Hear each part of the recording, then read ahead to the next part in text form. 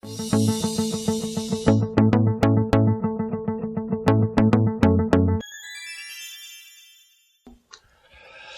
안녕하십니까. 여행작가 남경수입니다. 오늘도 제 채널을 방문하신 방문자 여러분 큰 복 받으시기를 진심으로 바라겠습니다. 자, 제 책 난생 처음 다낭편을 기초로 해서 다낭에 대한 여행에 대해서 좀 말씀을 올려드리도록 하겠습니다. 계속 제 채널을 방문하신 방문자 여러분께 제가 말씀을 올려드리지만 제 책 같은 경우에는 여행의 고수분들께서 즉 배낭여행을 자주 다니시고 자유여행을 많이 다녀보신 여행자분들께서는 제 책을 구독하시는 것보다는 백과사전식으로 꽉꽉 눌려져 있는 그런 정보지, 즉 여행책자를 구매하러 하시는 게 훨씬 더 좋고요. 그냥 나는 자유여행을 한 번도 가보질 않았다, 그리고 정말 두렵다 그러신 분들께서 일정표가 쫙 짜여져 있는, 즉 공항부터 시작을 해서 제 책에 나와져 있는 일정대로 그렇게 움직여서 한번 여행을 다녀보고 싶다. 아니고 그리고 이 여행 책자를 기초로 해서 조금만 더 내 가고 싶은 곳 한두 곳을 더 넣고 싶다 하시는 그런 분들께서 제 책을 구매를 하셔서 다낭 일정을 잡으시게 되면 훨씬 더 유익하게 이용을 하실 수가 있겠습니다. 자, 오늘 처음 다낭 사실 저희 한국 분들이 굉장히 많이들 갔다 오셨죠. 그리고 또 많이들 또 가세요. 근데 요즘에 이제 다낭보다 다낭 밑에 있는 나트랑이라는 곳을 또 많이들 가신다는데, 나트랑도 제 채널에서 소개를 올려드리도록 하겠습니다.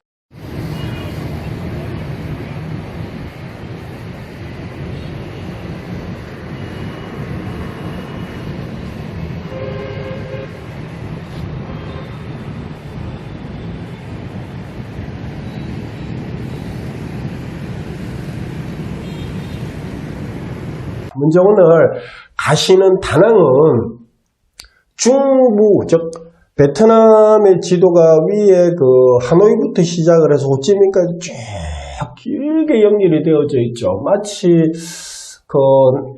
이탈리아처럼 장화 모양의 이탈리아 모습 같기도 하고, 남미에 있는 칠레처럼 길게 형성이 되어져 있는데, 이 베트남 중에서 다낭 같은 경우에는 하노이에서 내려오시던 호찌민에서 올라가시던 딱 중앙 부분에 있습니다. 중부에 있는 최대 상업도시로 보시면 되고요. 이 베트남의 인구가 950만 명으로 예상을 했었을 때 다낭 인구는 한 100만 명 정도 됩니다. 그리고 다낭은 처음에 미국의 군사기지로 사용되었던 곳입니다. 군사기지로 사용되었던 곳인데 지금은 최대 상업도시이자 관광도시로 그렇게 발전을 했습니다. 네 번째로 큰 도시입니다. 어디에서? 베트남에서 네 번째로 큰 도시인데 호치민, 하노이, 하이퐁 이후에 네 번째 큰 도시가 다낭입니다.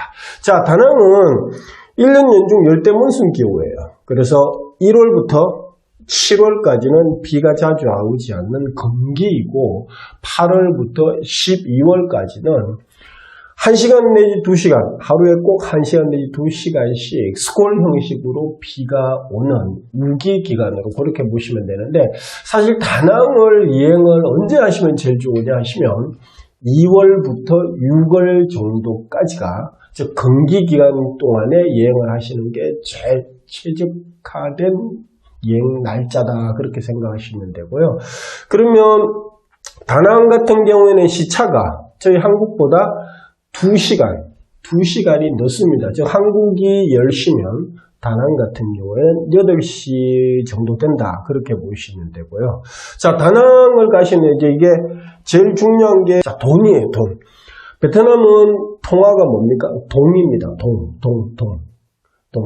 그래서 만동, 2만동, 3만동 이렇게 이야기를 하는데, 1달러가 미국 달러 1달러가 22,000동 정도 돼요. 22,000동 정도 되는데 헷갈리죠. 그래서 그럼 1달러가 저희 한국 돈으로 한 1,200원 정도 되죠. 그러면 1,200원이 22,000동이니까 600원이면은 한 11,000동 정도 된단 말입니다. 그럼 500원이면 만동, 500원이면 만동 이렇게 생각을 하시면 돼요. 그래서 500 곱하기 20, 200 정도 하시게 되면 5, 20 그러니까 만동 정도 되죠. 500원은 만동이 500원이다. 그렇게 기억을 하시게 되면 다니시면서 뭐 쌀국수 사 드시든지 물건 쇼핑하실 때 조금 헷갈리시는 게 없으실 겁니다. 자, 다시 500원이 만동 정도 된다. 그렇게 생각을 하시면 됩니다. 자, 전압은 전기 같은 경우는 우리 한국과 똑같이 뭐요? 220V를 사용을 하기 때문에 멀티 어댑터를 뭐 안 가져가셔도 되지만 그래도 혹시도 모르시니까 멀티 어댑터가 구매해 놓으신 분들 같은 경우에는 멀티 어댑터 하나 정도 또 가지고 가시면 되는데 그래도 전기는 저희 한국과 똑같이 220V를 사용을 합니다.